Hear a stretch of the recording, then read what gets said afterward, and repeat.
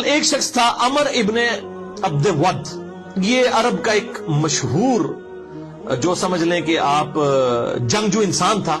اس کے بارے میں مشہور تھا کہ یہ 100 آدمیوں سے اکیلا لڑ سکتا ہے، اتنی تیز یہ تلوار چلاتا تھا، اور یہ کسی میدان جنگ میں کبھی اس کو مات نہیں ہوئی تھی. جب بھی کسی سے لڑا اس نے اس کو قتل کیا، اور یہ یعنی 90 سال اس وقت اس کی عمر ہو چکی ہوئی تھی. یہ بھی مشرکین عرب کی طرف سے مسلمانوں کے خلاف لڑنے کے لیے آیا. اس نے جو ہے وہ اپنے گھوڑے کو جو ہے وہ ایڑی لگائی اور خندق پھلانگ کے دوسری طرف آ گیا. اب آ کے وہ للکار رہے کہ کوئی ہے آ کے میرا مقابلہ کرے. کسی کی جرت نہیں ہوئی کہ وہ شخص کے سامنے آئے، کیونکہ اس شخص کے سامنے آنے کا مطلب موت تھا. 3 دفعہ اس نے للکارا.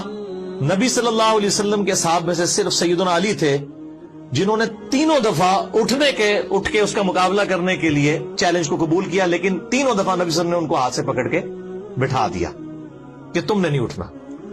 ظاہر ہے وہ سیدنا علی کی ایک فضیلت باقی لوگوں کے اوپر ظاہر کرنی تھی کہ یہ اتنی دلیری دکھا رہا ہے، اور کوئی شخص نہیں اٹھا.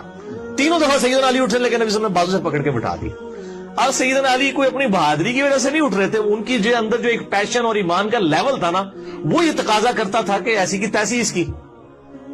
تو بہرحال تیسری دفعہ بھی جب اس نے کہا تو نبی صلی اللہ علیہ وآلہ وسلم نے سیدنا علی کو یعنی روانہ کیا. اور سیدنا علی کی اس وقت آپ دیکھ لیں عمر کتنی تھی، آلموسٹ 28 سال، 27 یا 28 سال عمر تھی. یہ اس وقت کا واقعہ.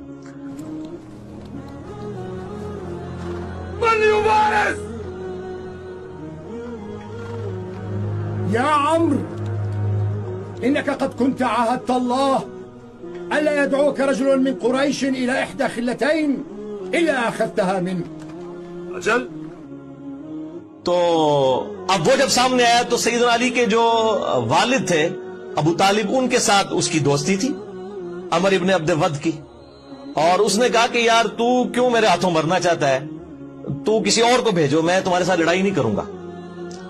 تو سیدنا علی نے کہا کہ نہیں، میں تیار ہوں، جب تم نے چیلنج کیا ہے تو میں مقابلے کے لیے آ گیا ہوں. تو اس نے کہا کہ میں ہر شخص کو جو ہے نا وہ 3 دفعہ مہلت دیتا ہوں اس حوالے سے کہ وہ اپنی 3 کوئی موت سے پہلے خواہشات کا اظہار کر دے، کیونکہ اس نے مرنا تو ہے میرے ہاتھوں، تو 3 خواہشات کا اظہار کر سکتا ہے، تو میں اس کی 3 خواہشات پوری کر دوں.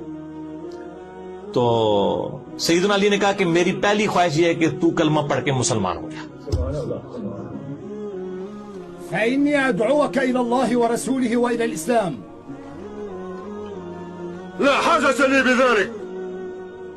فإني أدعوك إلى النزال. لما يا ابن أخي؟ فوالله ما أحب أن أقتلك. لكني والله أحب أن أقتلك. ٹھیک ہے، یہ دیکھیں نا تربیت کیا ہوئی ہے. غزوہ خیبر کے موقع پر بھی جب سیدنا علی کو نبی صلی اللہ علیہ وسلم نے بھیجا تو اس وقت بخاری مسلم میں آتا ہے کہ علی پہلے ان کو دعوت دینا، اگر تیری وجہ سے ایک شخص کو بھی ہدایت مل گئی تو تیرے لیے سرخ اونٹوں سے بہتر ہے. تو عمر ابن عبد ود نے کہا کہ نہیں، میں تو ایمان تو نہیں قبول کروں گا. تو دوسرا سیدنا علی نے کہا کہ دوسری میری خواہش یہ ہے کہ تم لوگ واپس چلے جاؤ، کیوں لڑائی کے اوپر آمادہ ہوتے ہو، اور اپنے آپ کو بھی مشکل میں ڈالا ہوا ہے، ہمیں بھی مشکل میں ڈالا ہے، واپس چلے جاؤ. تو اس نے کہا ہم تو لڑنے کے لیے آئے، واپس کیوں جائیں. اور تیسری خواہش پھر سیدنا علی نے کہا کہ میرے ساتھ لڑائی کرنے کے لیے تیار ہو جاؤ. یہ تیسری خواہش سیدنا علی نے کی.